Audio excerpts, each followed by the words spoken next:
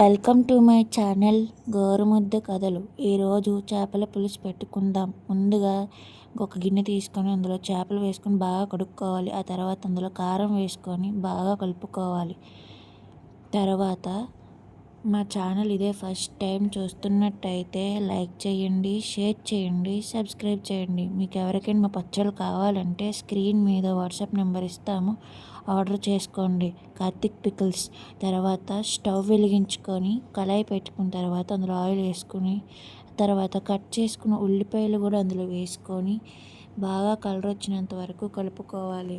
Golden colour తర్వాత ముందుగా grind చేసుకున్న టమాటా పేస్ట్ కూడా అందులో వేసుకొని బాగా కలుపుకోవాలి. మూత పెట్టుకోవాలి. ఆ తర్వాత ముందుగా కలుపుకున్న చేపలు కూడా అందులో వేసుకొని వాటిని బాగా కలుపుకోవాలి.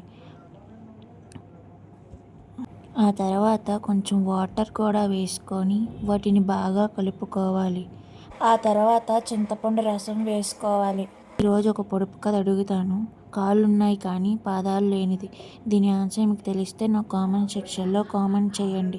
రేపటి వీడియోలో దీని ఆన్సర్ నేను చెప్తాను. తర్వాత బాగా కలుపుకొని మూత పెట్టుకోవాలి. అందులో కొత్తిమీర కట్ చేసుకున్న కొత్తిమీర అందులో వేసుకొని బాగా కలుపుకోవాలి. తర్వాత మూత పెట్టుకొని ఒక 10 నిమిషాలు ఉండిన తర్వాత చేపల పులుసు అయితే రెడీ అయిపోయిందండి. Thank you for watching. Bye bye.